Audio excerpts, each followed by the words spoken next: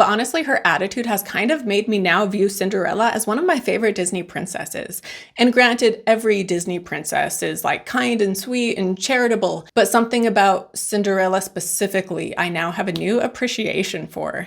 Hello and thank you for joining me here at Why the Book Wins, where I compare books with their movie adaptations. My name is Laura and today I am talking about Cinderella. So I will be talking about the 1950 Disney cartoon, as well as the 2015 live action remake, which was directed by Kenneth Branagh.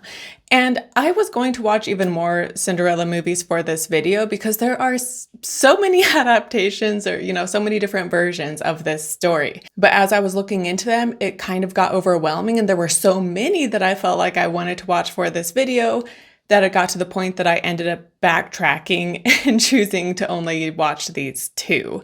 But if this video does well, then I would like to do a follow-up video where I watch even more Cinderella movies and share my thoughts. And kind of like how there are so many Cinderella movies, it was overwhelming, there are also so many different versions of the Cinderella story. Like each culture has its own version of this story, which I didn't realize. But for the sake of this video, I am only going to talk about the 1697 French version, which was written by Charles Perrault. And that is the version that Disney based their movie off of, not the Grimm brothers version, but this French one. So that is why I read that version. But I will still talk about the Grimm brothers because, I don't know, like, us horror fans can't help but be interested in what the Grimms have to say, or, they didn't write the story themselves, they just documented it. But yeah, their versions always have a dark spin, which I find fascinating, and so I will be talking about theirs, even though it has nothing to do with these Disney movies. And then I'm not going to worry about spoilers for this, I'm just getting right into the details of the plot.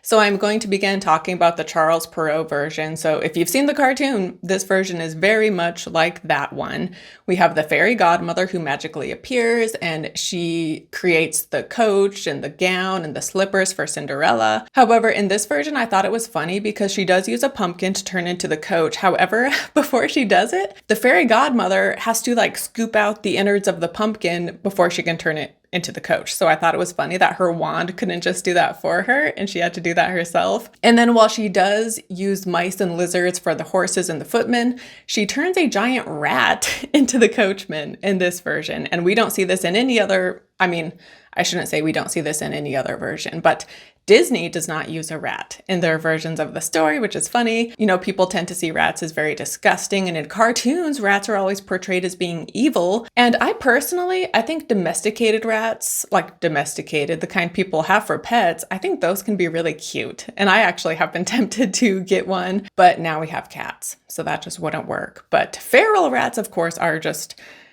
disgusting and gross. But in this version, the ball lasts 2 nights. And in this version, the first night of the ball, they have a meal that is served. And during the meal, so Cinderella, she is sitting with the prince because he is so taken with her. But Cinderella gets up and she goes to see her stepsisters, who are of course very cruel to her, but she goes up to them and is so kind and they don't know who she is. They don't recognize her, but she gives them oranges and citrons, which I guess are lemons. And yeah, she's just so sweet to them, which I was kind of surprised by. But then on the second night is when she leaves on the stroke of midnight, as she did the previous night.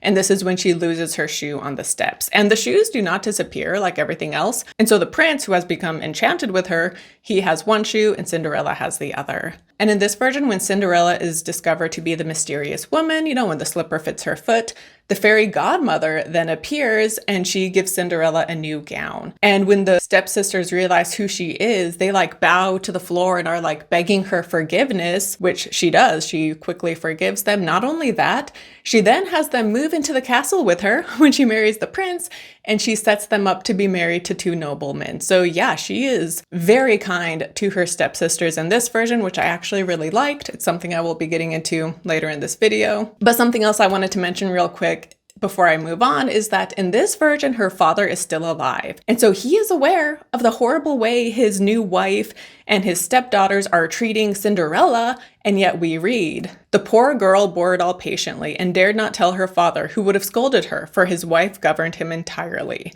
So yeah, sounds like he was a spineless guy who allowed his daughter to be abused by these people, and he did absolutely nothing about it. But to move on to the Brothers Grimm story. So apparently Germans prefer darker, gruesome stories because theirs is not the sweet, cute version that the French story is. And the French one, that's from the 1600s, whereas the Brothers Grimm, they first wrote down their version of Cinderella in 1812. So yeah, I just think, I don't know if it's a culture thing, but yeah, it's just interesting how different this German version is from the French one. But in this version, so her mother dies, as she does in all versions, and a tree is put on her grave. And then when the ball happens, so first of all, there are pigeons. So the stepmother and daughters give Cinderella a lot of work to do the night of the ball. And it's like sorting lentils, which it's really tough because there's so many. But then pigeons show up and help her sort the lentils. And on the second night of the ball, after they finish doing that, they then tell Cinderella,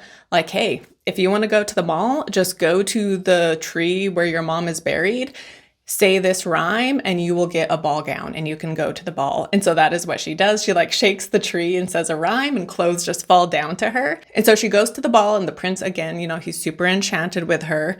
And then she goes back home at midnight and she just shakes the tree and says another rhyme, like, take this gown from me. And then the tree takes up her clothing and gives her back her rags that she had been previously wearing. And then this happens again the next night. By the way, the ball does happen over the course of 3 nights in this version, but the first night of the ball, Cinderella just watches from afar. So it's not until the second night that she goes in person. And then she leaves at the stroke of midnight and the prince didn't get a chance to, you know, catch her name. And so this final night of the ball, he anticipates that Cinderella will run away yet again. And so he puts pitch on the stairs in order to trap her. And so when she tries to leave at the stroke of midnight, one of her slippers gets stuck in the pitch.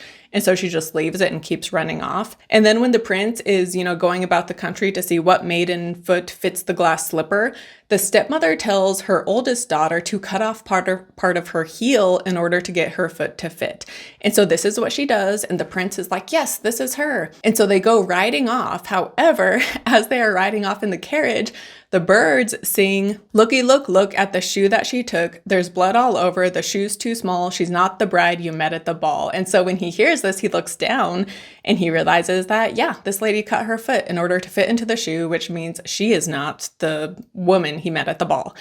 So they go back to the house. The younger sister tries on the shoe, and this time the mother tells her, like, cut off part of your toes. That way the shoe will fit. And so she does this. And then once again, as the prince is riding off with her, the birds sing the same song. He looks, sees the blood, realizes she is not the woman. And so finally he returns to Cinderella's home and Cinderella tries the shoe on, which of course fits, and the two of them are married. So the 1812 version ends right here, but in a later version of the story, the brothers Grimm added more to it. And they add a wedding scene where at Cinderella and the prince's wedding, doves peck out the eyes of the evil stepsisters. So in the French version, she is so kind and forgiving to her stepsisters, where in this version, like, yeah, obviously it's pretty gruesome. By the way, there is a new movie coming out this month called The Ugly Stepsister. And it seems, I haven't seen any trailers, I've just seen the posters, but it seems like this one is going more the route of the Grimm fairy tale. So I do plan on watching it. I am very curious to see what that one is like. And yeah, as of right now, I am planning on also making a review video for it, so stay tuned for that. But also in the Disney versions, you know, almost every Disney princess has like a special relationship with the animals and they're always so kind and they help her. But it's interesting that we see that here in this Grimm version where the birds, like the pigeons, the doves, all of these birds are helping Cinderella. And so it makes sense that this is something that was transferred over into the Disney films. And then now for the 2 Disney movies, the 1951 and the 2015 live action remake, I am just going to talk about them side by side and how they compare, beginning with her father. So again, in the French version, her father was alive and yet did nothing to help her. Whereas here, her father has died. In the cartoon, we never see him. He dies at the start of the story. Whereas in the 2015 remake, we do see him. And then, you know, early on, though, he does die. And then later on, like, so the 2015 movie tries to answer some questions that might have arisen from the 1950 cartoon. For example, like, how did the stepsisters and Lady Tremaine not recognize Cinderella at the ball? Like, that doesn't make sense. And so they answer that question by the fairy godmother. She puts a spell on Cinderella, being like, you will not be recognized. And then they also try to answer the question as to why Cinderella stuck around despite being mistreated and being a servant girl and abused by these people. Like, she's old enough, why didn't she leave? And so this movie tries to answer that, because we get a scene when she is in town and a friend of hers is asking why she stays. And she tells her that she stays because this is her home where she has memories with her father and her mother. And so she just can't bear to leave the home of her parents. But honestly, that is like a dumb reason. I still don't think that makes any sense. Like, a house is just a thing. So I get you have memories there, but your memories aren't worth putting up with this kind of abuse. Like, just leave. Like, what? I also have moved around so much in my life that I have never formed a connection with a house. So maybe I just can't relate, but I'm just like, who cares if it's where you were born and raised? And who cares if it's where you have memories with your parents? Like, get out of there. And so I didn't feel it was necessary for them to try to provide answers for some of these questions. Like, even them putting a magic spell on her before the ball. Like, it was fine, but I also didn't think it was totally necessary. Anyway, to move on to the prince. So I thought it was interesting that in the 1950 cartoon, we see like very little of the prince. We see him dancing with Cinderella, of course, at the ball, but we don't hear their conversation. And so, kind of like Snow White, he has no personality whatsoever, and we do not get a feel for the type of person he is. And I guess Disney was still at a point where they had a hard time drawing realistic looking handsome men, because in the 1937 Snow White, that is why we get so few scenes with the prince, is because they had a hard time drawing him. That was 1937. This is 1950. I guess they were still having the same problems because, yeah, we see so little of him. And they instead chose to focus on the silly looking father and the Grand Duke instead, which I guess, maybe they were easier to draw because they weren't trying to draw them as handsome, charming princes. They were allowed to make them look cartoonish and silly. I personally would have liked to see more of the prince, but granted, the father is also funnier than the stuff of the prince would have been, I suppose, and so that also might have been part of their reasoning. Whereas in the new movie, I like that we see much more of the prince here. He and Cinderella meet in the forest initially, and he does not tell her that he is a prince. And then when he sees her at the ball, she now realizes who he is, but she still won't tell him who she is. And then later, when they are having women try on the shoe, he is revealed to be disguised as one of the guards. So I liked that he was invested enough to actually go and try to find this woman, right? Because in the cartoon, he's not even there. It's just the Grand Duke. So again, it's like, how does the prince just not even, he doesn't seem very invested in this, because why isn't he here himself? But the Disney cartoon also has a lot of scenes with the mice who talk and help Cinderella and their shenanigans with the cat Lucifer and everything. And this movie definitely seems aimed towards kids, in large part because of these scenes with the mice, because as an adult, I just didn't really care what was happening with the animals. But I know kids love these scenes. And in this version of the story, when she hears there is a ball, she is told that she can go, but she has to make her own dress. However, her stepmother and sisters give her so much to do that she has no time to make the dress. However, the animals step in and finish it for her. Whereas in the 2015 movie, we do have the animals, like Lucifer and Gus Gus and the other mice.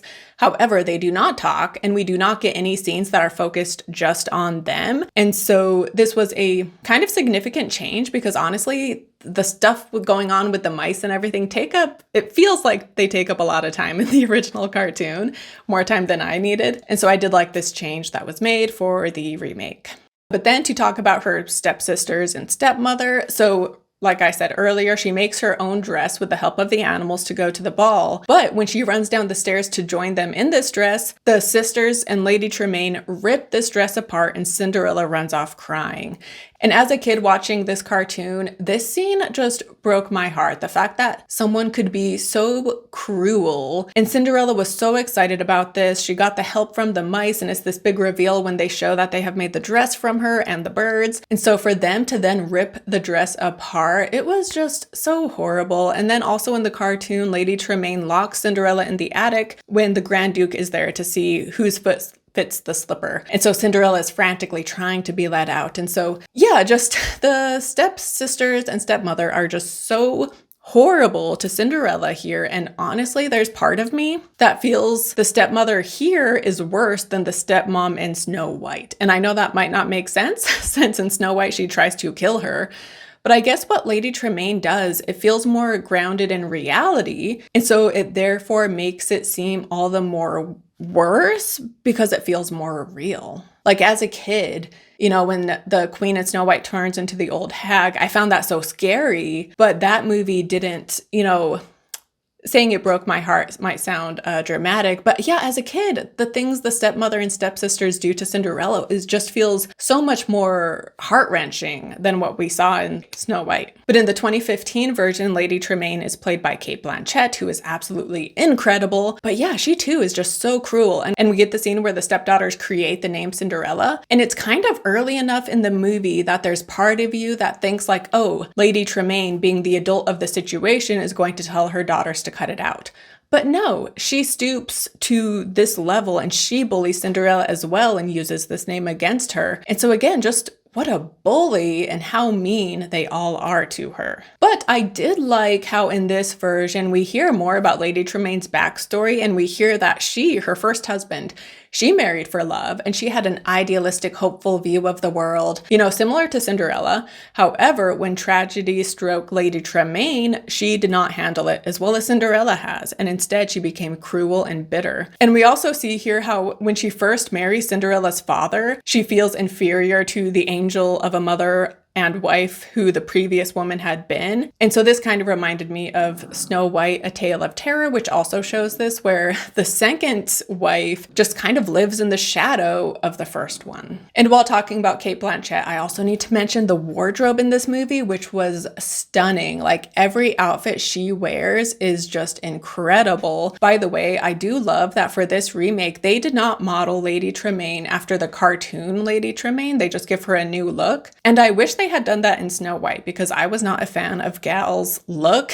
as the evil queen, even though it's like exactly how she looks in the cartoon. But I feel like they didn't have to model her exactly as the cartoon version. Why not go this route and just give her a new look? And it's interesting because the same woman did the costume design for both movies. But yeah, the costumes in Cinderella were just breathtaking. They were so gorgeous. Of course, Cinderella's gown for the ball is just incredible. And then her wedding dress is absolutely beautiful. And then everything Lady Tremaine wears. And then also the stepsisters, they wear some outlandish outfits, and yet those two were just beautiful in their own way. And so yeah, this costume designer is amazing. She also did the wardrobe for Carol, which also stars Cate Blanchett. But then to talk about Cinderella specifically and her character, so in both cartoon and live action remake, I love how after the night at the ball, Cinderella has an amazing time, but she isn't wanting something more from it. Like she isn't upset that it didn't change her life for good in a way, right? Like granted it does, but she doesn't know that it will, and she's fine with that. She just thinks it is this one magical night, and that is enough for her. And that one night of feeling loved and special and happy and carefree and beautiful is enough to tide her over while she goes back to living this sad life. And yeah, she's just grateful for the experience. And she also doesn't complain that it will only last till midnight. She doesn't complain that she can't keep the dress or anything else. Granted, she still does keep the one slipper, but still, I just loved how she is so appreciative and grateful. And again, she's not complaining and she's not saying, well, that wasn't enough. Why can't it be more than one night? Or why can't I keep the gown? Or why this? Why not that? Instead, she's just grateful for it. And especially in the Disney cartoon, I love how, when everything leaves, but she has the slipper and she's saying thank you so much. And yeah, I just loved that. Also in the live action remake, when they are there to try to find who the slipper belongs to, Lady Tremaine locks her in the attic, but she's not even trying to escape. I don't know. Was she not even aware of what was happening? I'm not sure, but she is just happily singing in the attic because, again, she's just grateful for that one night and that was enough for her. And yeah, I just really liked her attitude, and she wasn't entitled or selfish or greedy about it, But I also like how kind she was to her stepsisters in all versions, aside from the Grimm brothers version, of course. Although Cinderella herself never does anything mean to the stepsisters in that version, it is their own mother is the one that encourages them to mutilate themselves, and then the birds are the ones who attack them in the end. So even in the Grimm brothers version, Cinderella herself is never mean to the stepsisters. But honestly, her attitude has kind of made me now view Cinderella as one of my favorite Disney princesses. And granted, every Disney princess is like kind and sweet and charitable, but something about Cinderella specifically, I now have a new appreciation for. Because in the 2015 movie, we end with her forgiving Lady Tremaine, despite the horrible way she's been treated by her.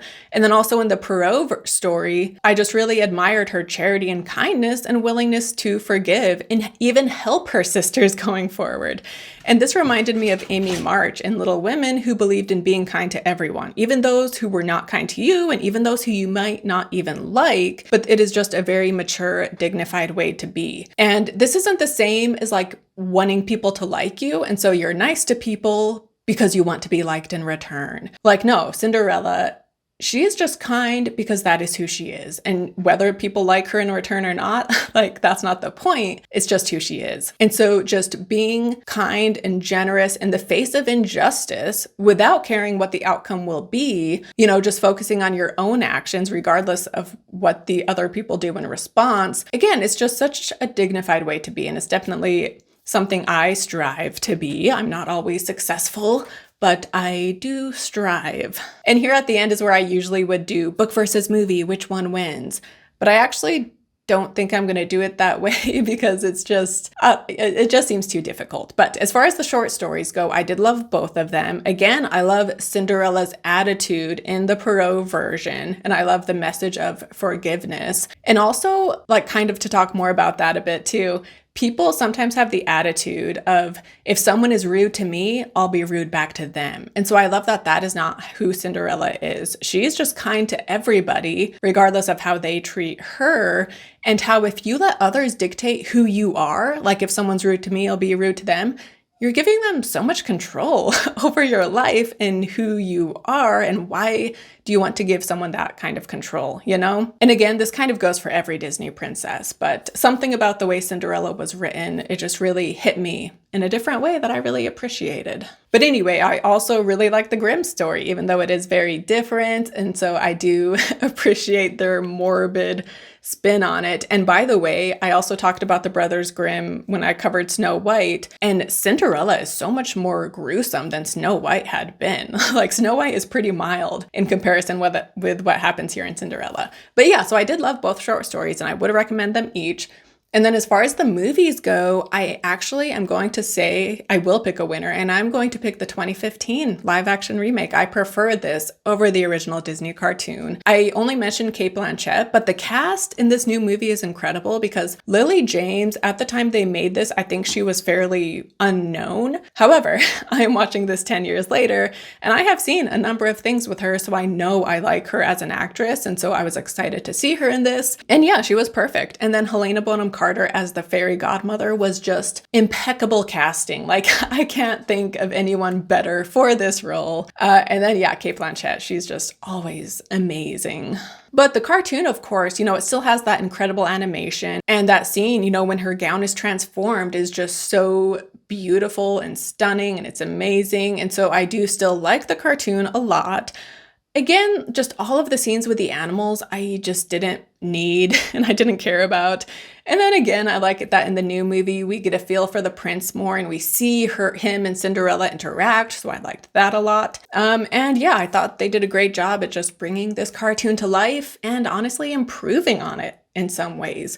Granted, for kids, I'm sure they still prefer the cartoon Cinderella. So again, this 2015 one is definitely aimed towards an older audience, I would say. But yeah, I will say that one is the winner between the two movies. And I guess that wraps it up for Cinderella. Thank you so much for watching this video. Share your thoughts down below in the comments, and don't forget to like and subscribe.